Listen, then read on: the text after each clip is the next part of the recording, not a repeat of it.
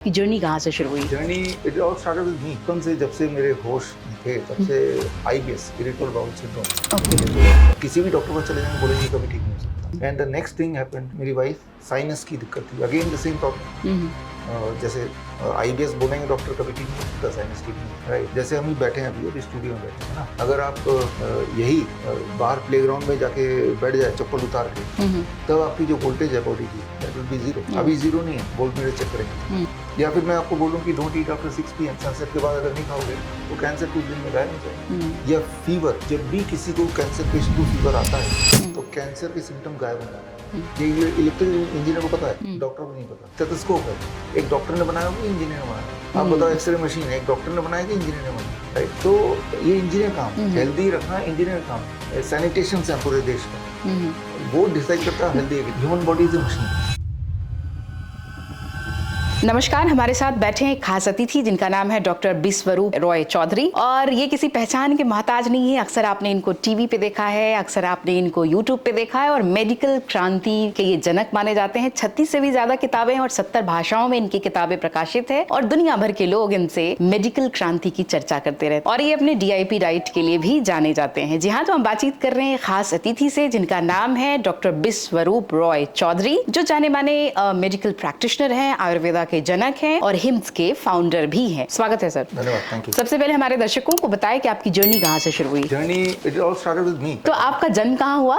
क्योंकि हमारे बहुत से दर्शक अभी तक आपके इस पक्ष को नहीं जानते। हैदराबाद में। डैड तो एयरफोर्स से रिटायर हुए, Indian air force. At that time he was posted in Hyderabad ji. तो हैदराबाद में जन्म हुआ और बाकी उसके बाद पूना गया, कानपुर गया, जहाँ जहाँ पोस्टिंग हुई, चंडीगढ़ गया, फिर फाइनली दिल्ली आ गया। तो ये है। और जो आपके सवाल का जवाब है कि बचपन से जब से मेरे होश थे तब से IBS इरिटेबल बाउल सिंड्रोम ये बोला जाता है। और जो लोग मुझे सुन रहे हैं तो उनको भी ये पता ही है कि IBS किसी भी डॉक्टर पर चले जाएंगे बोलेंगे कभी ठीक नहीं हो सकता। तो मेरे केस में वही हुआ, दवाइयाँ भी दे देंगे, बोलेंगे ठीक भी नहीं हो सकता, चाहे आयुर्वेदिक हो, होम्योपैथिक हो, एलोपैथिक हो। फिर एक दिन मुझे समझ आ गया कि ये इसका सोल्यूशन अगर है नहीं दुनिया में, फिर मुझे ही ढूंढना पड़ेगा। Then I started my own independent research on and luckily I could find something, और मैंने उसको किया। इट टुक अबाउट 15 डेज और अभी इस चीज़ को 27 साल भी हो गए। अच्छा। तो वो सोल्यूशन इतना simple, and that solution as simple as stop the animal protein.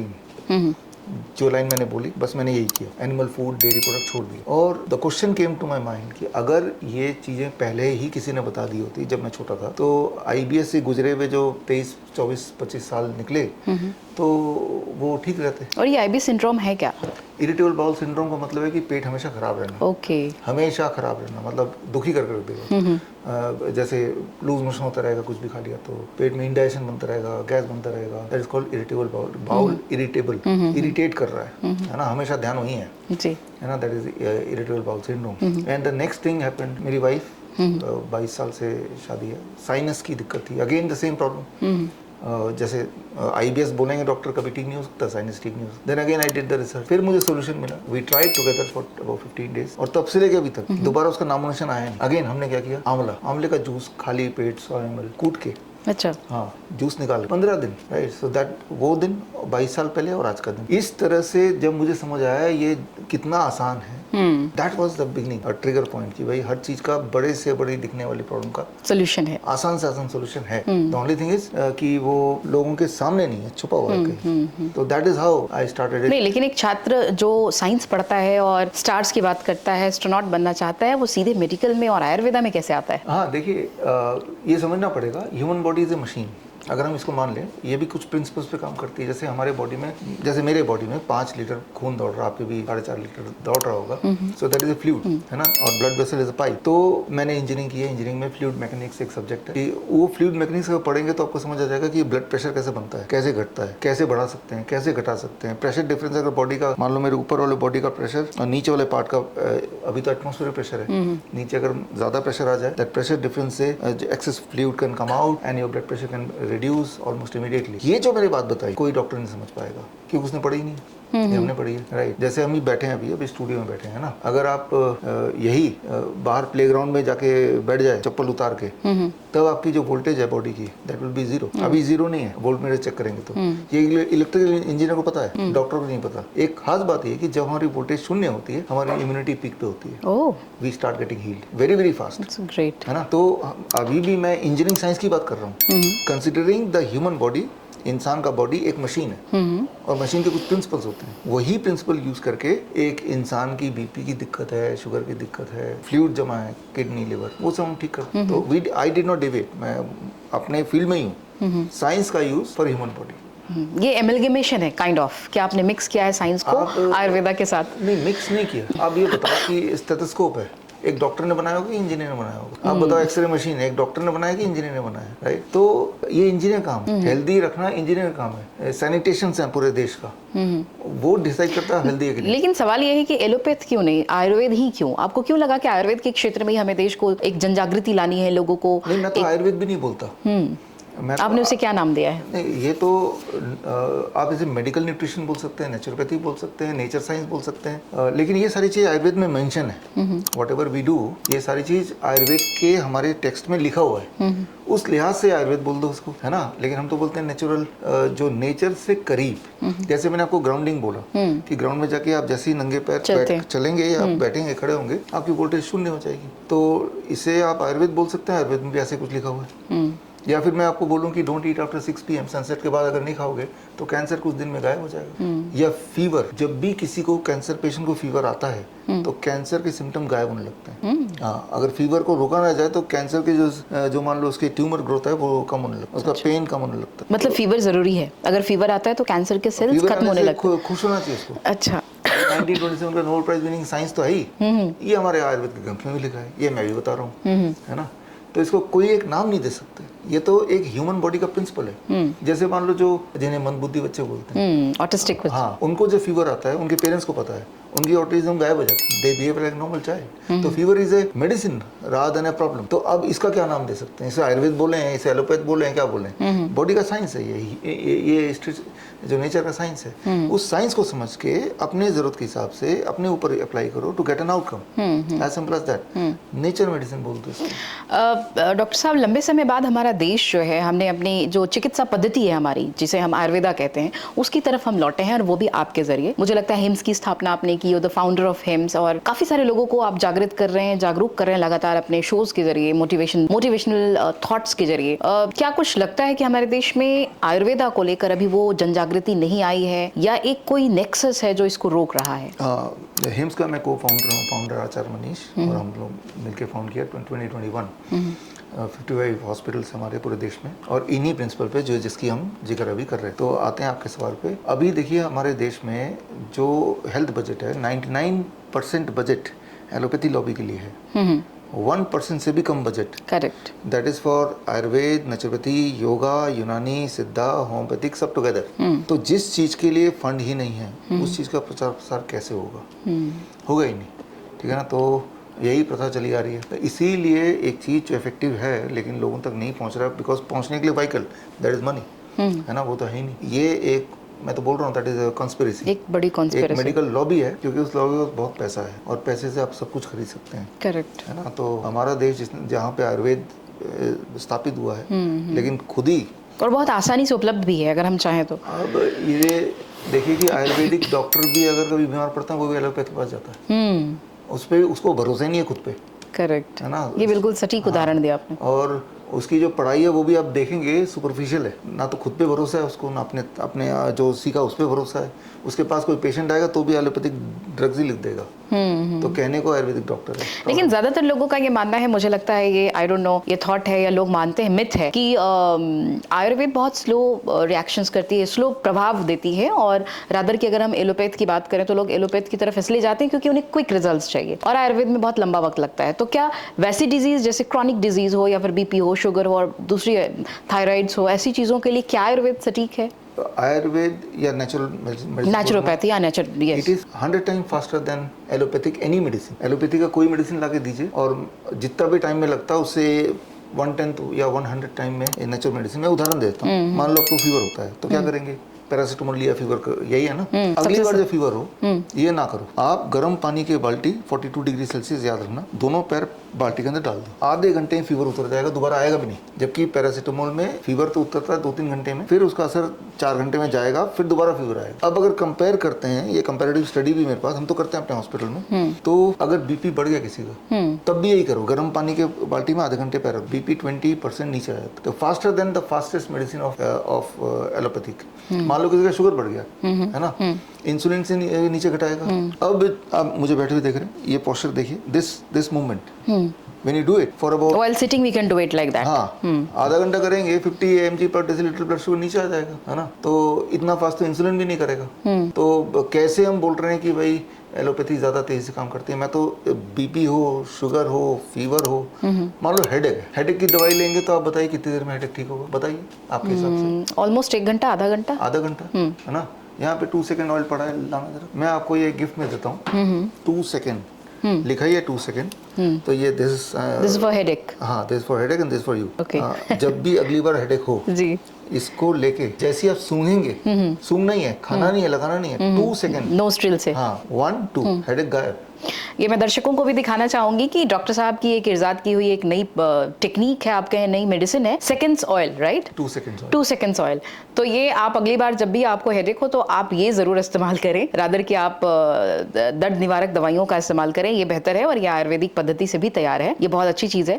Doctor साहब एक चीज़ और बहुत इंपॉर्टेंट है, मैंने कई सारे पेशेंट से मुलाकात की है और लोगों का ये व्यू है पूरे देश भर से जो लोग हिम्स, चूंकि आपने हिम्स के कई सारे ब्रांच भी खोले हैं, उनकी कई शाखाएं भी देश भर में, लोगों का ये कहना है हिम्स मरीजों से पैसे ले रहा है लेकिन आशानुकूल इलाज नहीं मिल पा रहा है या बहुत इलाज महंगा है, इसमें कितनी सच्चाई है? काफी सच्चाई है इसमें। इलाज महंगा क्यों है? इलाज महंगा इसलिए ना क्योंकि that is the mindset of the people. आप हिम्स में आइए, किसी एसी मिलेगा, टेलीविजन बड़ा मिलेगा, एक बड़ी लॉबी फैसिलिटीज, है ना, लोग देखते हैं कि इतना बड़ा ये सब है तो मैं तो ठीक हो ही जाऊंगा। तो अब इसका खर्चा कहाँ से आएगा? मैं तो आपके माध्यम से बोल रहा हूँ कि आप हिम्स मत जाओ, आप DIP डाइट कर लो। हमारे हिम्स में जो भी हम कराते हैं वो सब कुछ हम बताते भी हैं अपने सोशल मीडिया में, अपने बुक्स के माध्यम से। अब जो लोग आलसी हैं, घर पे करना चाहते नहीं हैं और जिनका माइंड सेट ये कि बड़ी बिल्डिंग हो तो मैं ठीक हो जाऊंगा, तो हमारे हिम्स, बड़े हिम्स भी हैं, छोटे हिम्स भी हैं, वो बड़े में जाते हैं, बड़े हिम्स में खर्चा ज्यादा होगा, ठीक है ना। तो फिर अब वो सोचते हैं इतना खर्चा क्यों ले रहे हैं, क्योंकि आपका माइंड सेट ही ऐसा है। जबकि हम बोल बोल के थक गए,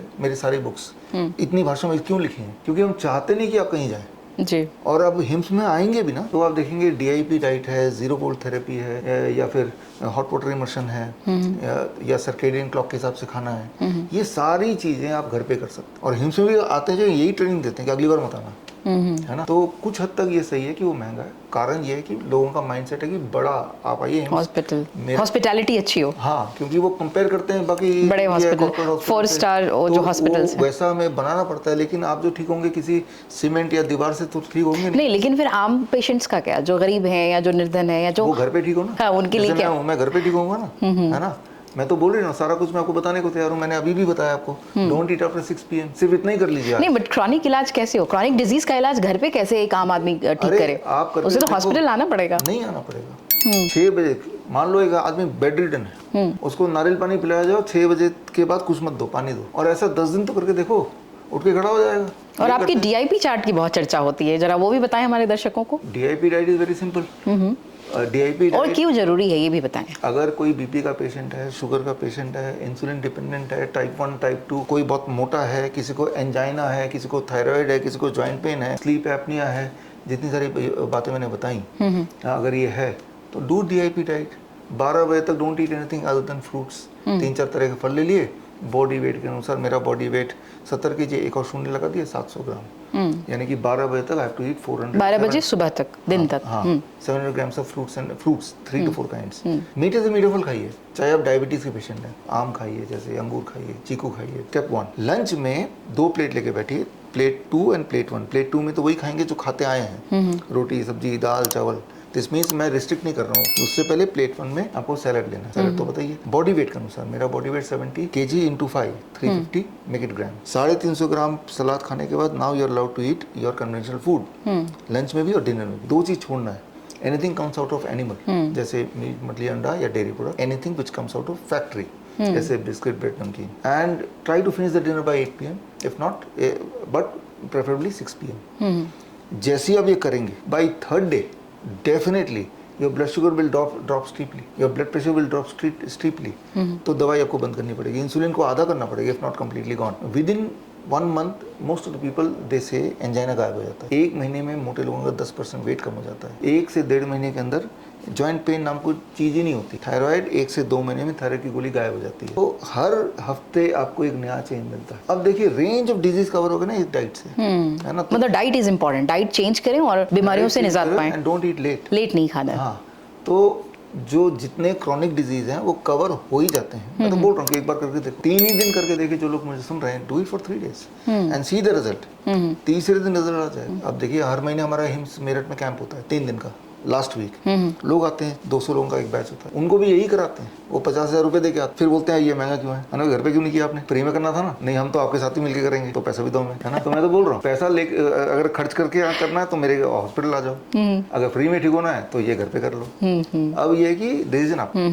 तो डॉक्टर रॉय, मैं एक चीज और जानना चाहती हूँ, चूंकि आपने आयुर्वेदा और नेचुरोपैथी के फील्ड में क्रांति ला दी है, मैं कहूँगी रिवॉल्यूशन ला दिया है आपने, और पूरा देश आपको देखता है, प्यार करता है और आपसे मिलने का भी इच्छुक है, आपसे आपकी डाइट्स को भी फॉलो करता है। बट क्या डॉक्टर रॉय को दूसरी एस्टैब्लिश इंस्टीट्यूशन से भी डर लगता है? कभी ऐसा फील हुआ कि भाई आयुर्वेदा को आप फलक पे ला रहे हैं, विश्व फलक तक ला रहे हैं, तो कुछ अंदर का फियर भी है क्या? नहीं, फियर कभी नहीं आया। फियर तो ये है कि अगर हम नहीं बताएंगे तो कौन बताएगा, ये फियर है, राइट। तो फियर आने वाले जनरेशन को क्या देके जाएंगे, ये फियर है। तो कहीं वो रह ना जाए, ठीक से बताना रह ना जाए, ये फियर। बाकी तो वो भी इंसान है, हम भी इंसान है। उनको भी भूख लगती है, उनको भी चोट लगती है, हमें भी लगती है, उनको भी डर लगता होगा, राइट। हम तो सच बोल रहे हैं, हमें क्या डरना।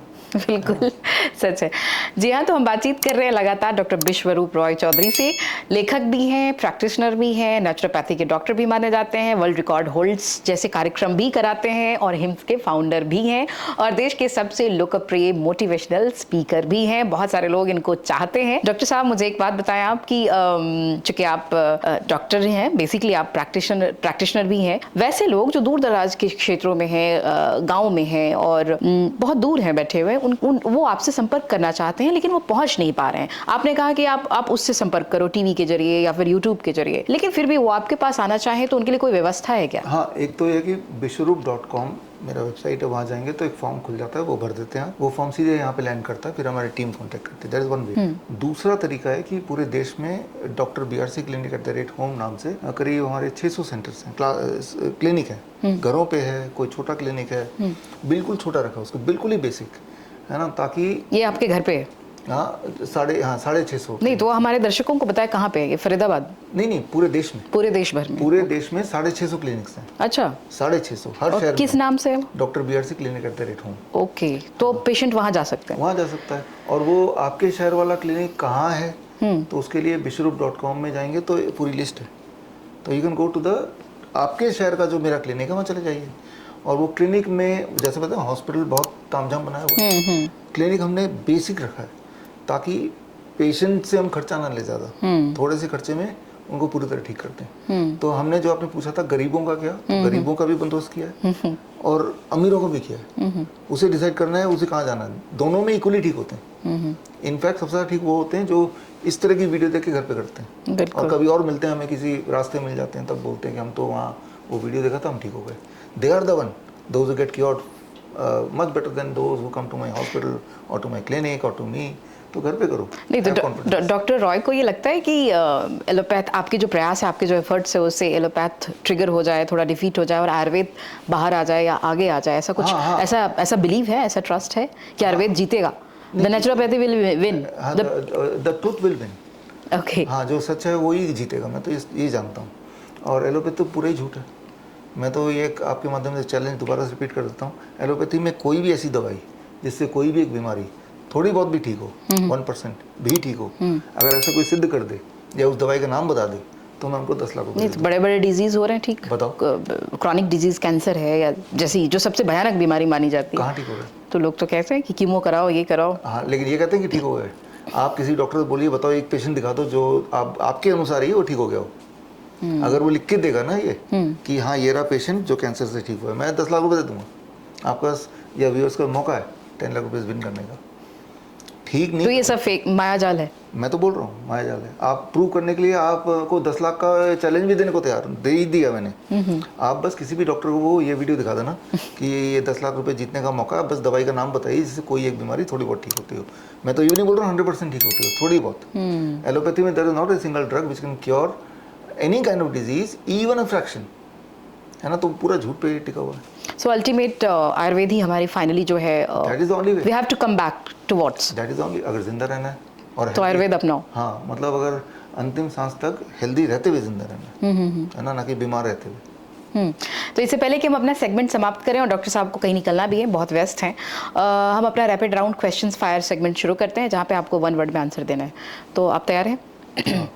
डॉक्टर रॉय की सबसे बड़ी कमजोरी? सबसे बड़ी कमजोरी मेरी हैंडराइटिंग बहुत पुअर है। हाँ, ये कमजोरी। आपका सबसे बड़ा फियर? डर? हाँ, कि हमारे मरने से पहले आयुर्वेद को फैलाना है, नेचुरोपैथी को। अगर आप विश्वरूप रॉय चौधरी ना होते तो क्या होते? ना होता तो मिथुन चक्रवर्ती होता, उन्हीं का मैं फैन हूँ। आपका होम टाउन? कोलकाता। क्यों प्यार है कोलकाता से? कोलकाता होम टाउन है, कभी कभी जाते हैं, अच्छा लगता है। आपकी जो प्रिय पुस्तक है वो कौन सी है जो आपको बहुत अच्छी लगती है? हाँ, how to stop worrying and start living by Dale Carnegie. ये किताब अभी भी पढ़ता हूँ, कई बार पढ़ चुका हूँ। हमारे दर्शक आपको क्यों सुने? इसलिए कि क्योंकि आपको हेल्दी रहना है और हेल्दी कैसे रहना है वो आपसे छुपाया जा रहा है।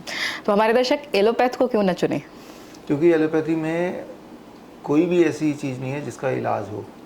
एलोपैथी में जाने से पहले जितने बीमार थे, जाने के बाद उससे ज़्यादा बीमार पड़ने वाले हैं, आपको पता है। ओके, तो हमारे दर्शक जो हैं दुनिया भर से जो आपको देख रहे हैं वो डीआईपी चार्ट क्यों फॉलो करें? डीवाईपी और DIP? DIP, discipline and intelligence people. Okay, so DIP chart क्यों फॉलो करें? क्योंकि यही एक तरीका है जिससे आप परमानेंटली हेल्दी रह सकते हैं, परमानेंटली, कंसिस्टेंटली। डॉक्टर रॉय के प्रयासों से आयुर्वेद जीतेगा या हारेगा? सच्चाई जीतेगी, आयुर्वेद जीतेगा। ओके, डॉक्टर रॉय क्या चाहते हैं? लीजर टाइम में क्या करते हैं? फ्री टाइम में क्या करना पसंद है? फ्री टाइम में मैं दिमाग कहाँ जाता है बस देखता हूँ, या थोड़ी सर्फिंग कर लेता हूँ। कोई ड्रीम बाकी है अभी? Any dream? Continuous process, I am living a dream even now.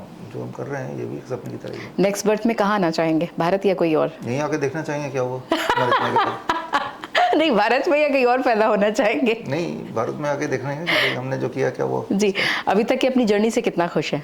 काफ़ी ज़्यादा। हिम्स के फाउंडर के तौर पे जाने जाते हैं, कैसा लगता है? हाँ, फाउंडर तो आज को-फाउंडर, अच्छा लगता है, ठीक है। मतलब उतना अच्छा भी नहीं लगता because the result I want to give वो नहीं मिल रहा। पूरे भारतवर्ष से इतना प्यार मिल रहा है, भारतवर्ष के लोग आपको चाहते हैं, कैसा लगता है? अब वो तो अच्छा है, जब कोई इंसान ठीक होता है उसका दुख और दर्द हम थोड़ा कम कर पाते हैं, ये अल्टीमेट खुशी। तो ये थे डॉक्टर विश्वरूप रॉय चौधरी। और जाते जाते एक सवाल और, इन्होंने इंडिया बुक ऑफ रिकॉर्ड्स भी शुरू किया है और साथ साथ एक और रिकॉर्ड्स के ये करता धरता है। आपने क्यों शुरू किया वो हमारे दर्शकों को बताएं। इंडिया बुक ऑफ रिकॉर्ड्स है क्या और आपने क्यों शुरू किया? 2006 से शुरू किया, now it is 20th anniversary year है नाउ। और जैसे Guinness book of world record होता है तो हमने सोचा कि देश के लिए तो इंडिया बुक ऑफ रिकॉर्ड एक होना चाहिए। ऐसा कुछ था नहीं, लिम्का बुक ऑफ रिकॉर्ड था उस वक्त, अब तो वो नहीं है। और वो इंडिया का ही होना चाहिए, ना कि किसी फॉरेन कंट्री का कुछ होना चाहिए। तो और देश के टैलेंट को एक जगह रखना, संजो के उनको उस टैलेंट को उनके मुकाम तक पहुंचाना। जैसे मान लो मैं अपनी बात करता हूँ कि मेरे अंदर एक टैलेंट है कि लेकिन वो टैलेंट इज नॉट मेजरेबल। मतलब यूनिवर्सिटी में जो भी किसी चीज मैं बताता हूँ, है ना, एक प्लेटफॉर्म देना कि जो जिसके लिए कोई प्लेटफॉर्म नहीं है, इस सोच से हमने शुरू किया। And to some extent we are able to do that. तो 20 साल हो गए, हर साल इंडिया बुक ऑफ रिकॉर्ड की इशू आती है। लास्ट ईयर के इशू में 10,000 से ज़्यादा रिकॉर्ड होल्डर हैं हमारे। So it is a journey and also through that we are able to meet unusual talents of the country. How to make youth India को, आप healthy India को देखने के लिए क्या संदेश देंगे? What any message that you want to give to youths कि वो healthy कैसे रहें? हेल्दी रहने के लिए तो observe the nature. And nature में आपने बंदर को देखा कभी? रात को आप केला देके देखो, उठा के आप ही को मारेगा। केला दिन में ही खाएगा वो, right. Animal they don't eat in the night, right. चूहे खाते हैं रात को, फिर वो दिन को नहीं खाते, है ना। तो you also stop eating after से सनसेट। अगर ये एक रूल भी फॉलो करेंगे तो आपके और जो बाकी कमियां हैं हेल्थ वाइज, जो कुछ भी खाते हैं उल्टा सीधा, at least body will compensate. Okay, एक मोटिवेशनल स्पीकर के तौर पे डॉक्टर रॉय की पूरी दिनचर्या क्या है, क्या करते हैं सारे दिन? As such I don't want to motivate, मैं तो सच्चाई आप तक पहुंचा रहा हूं ताकि आपका दुख और दर्द कम हो जाए। बट आप रूटीन बताएं दर्शकों को, वो बहुत क्यूरियोसिटी है जानने की। अच्छा, क्या करते हैं आप? सुबह उठता हूँ 4 बजे 5 बजे, 4 बजे से 5 बजे के बीच में, और उसके बाद तो मेरी बेटी को तैयार करता हूँ, मैं और मेरी वाइफ दोनों मिलकर, ताकि वो स्कूल के लिए भेजा जा सके। और उसके बाद तो मैं ऑफिस ही आया, थोड़ा एक्सरसाइज करता हूँ। अब आजकल तो मैं चक्कर लगा रहा हूँ, दौड़ रहा हूँ। ओके, लास्ट 2-3 ईयर, उससे पहले जिम जाता था। तो ऑफिस में ही रहते हैं हम ज़्यादातर 6 बजे तक, एंड देन गो बैक, और 6:30 बजे I finish my dinner, lunch office में करते हैं, और उसके बाद घर के जो भी चिट चैट होता है पता नहीं चलता, सब सोने के बाद देन आई रीड। 9 बजे के बाद थोड़ी रिसर्च कर लेते हैं, बुक लिख लेते हैं। वाह, लिखने का वक्त है? लिखने का 2 ही वक्त हैं, जब सब सो जाते हैं वो एक वक्त, जब उठे नहीं होते वो एक। इसके अलावा जब मैं ट्रैवल कर रहा होता हूँ फ्लाइट में वगैरह, तब तो वक्त ही हो। क्या बात है। तो ये थी आपकी दिनचर्या? हाँ, ये। ओके, जिम जाते हैं डॉक्टर रॉय? हाँ, जिम 2 साल पहले तक जाता था। अच्छा। अभी इस बिल्डिंग में हमने जिम तैयार किया है। ओके, जिम जाते थे। तो योगा और जिम क्या आप सजेस्ट क्या करेंगे दर्शकों को? दोनों में से वैसे योगा अच्छा है, लेकिन उससे भी ज़्यादा अच्छा है आप दौड़ो, जब व्हेन यू रन, आपके बॉडी के हर सेल का इस्तेमाल हो ही जाता है ना। और कभी कुछ मुसीबत आई तो भागना ही पड़ेगा, है ना। तो दौड़ना is a good thing, I think that is the best thing. It takes care. अब जो लोग दौड़ ही नहीं सकते, मान लो किसी वजह से, हेल्थ प्रॉब्लम की वजह से, वो योगा करे। वो भी नहीं कर सकते, वो प्राणायाम करे, कुछ तो करे। और उतना भी नहीं कर सकते तो नंगे पैर घास में बैठ जाए, धूप में। तो सारी बीमारियों को दूर करो, क्योंकि अल्टीमेटली योगा ये सब क्यों कर रहे हैं, अपने हेल्दी रखने के लिए कर रहे हैं ना। आप नंगे पैर घास में मिट्टी में बैठ जाएं जब सनलाइट हो, सुबह के 5 बजे। तो ऐसे ही बैठे रहेंगे तो आपका योगा ही हो रहा है वो। और डिप्रेशन को कैसे दूर करें? कोविड के बाद तो बहुत बढ़ा है। देखिए, जब भी अगली बार आपको एंजाइटी हो, डिप्रेशन हो, एंगर हो, तो जो मैंने बताया, नंगे पैर आप जैसी घास में रखते हैं, if you can do it about 30 minutes, it's equal to 1 anxiety pill. आपकी एंजाइटी कम हो जाएगी, राइट। क्योंकि जैसे ही आप धरती से टच करते हैं, इलेक्ट्रॉन, लिटरली जो engineers they know, it travels in the body. Electron travel करेंगे, it goes to the brain की इन्फ्लेमेशन कम करती है, within the 10 second it starts. और यू विल फील कि भाई आपका स्ट्रेस कम हो रहा है। सिचुएशन वैसी है, but you are not that stressful. तो रोज ही कर लीजिए तो स्ट्रेस ही नहीं होगा। राइट। जी हाँ, तो ये थे डॉक्टर विश्वरूप रॉय चौधरी। हम अपने कार्यक्रम को रैप अप कर रहे हैं। एक अच्छी बातचीत हुई, सारे क्वेश्चंस का इन्होंने बहुत माकूलियत के साथ जवाब दिया। एक लेखक, एक विश्व प्रणेता, एक आयुर्वेद क्रांति के जनक, और मैं कहूँ देश के सबसे लाडले प्यारे डॉक्टर, मोटिवेशनल स्पीकर और युवाओं के मेंटोर। जी हाँ, तो हम मिलते हैं किसी और एपिसोड में। और इससे पहले कि हम कार्यक्रम को रैप कर दें, डॉक्टर साहब चलते चलते राष्ट्र के नाम एक संदेश देंगे जो आप सभी दर्शकों के लिए होगा, और इसके बाद हम कार्यक्रम की समाप्ति करेंगे। फिर मिलवाएंगे किसी और एपिसोड में किसी और खास अतिथि के साथ। एक संदेश देश के नाम। बी हैप्पी, खुश रहिए, अलर्ट रहिए। वाह, बहुत बहुत धन्यवाद सर, आपने समय दिया और आपने अपने कीमती वक्त में से हमारे दर्शकों को बहुत कुछ बताया। Thank you sir, thank you very much.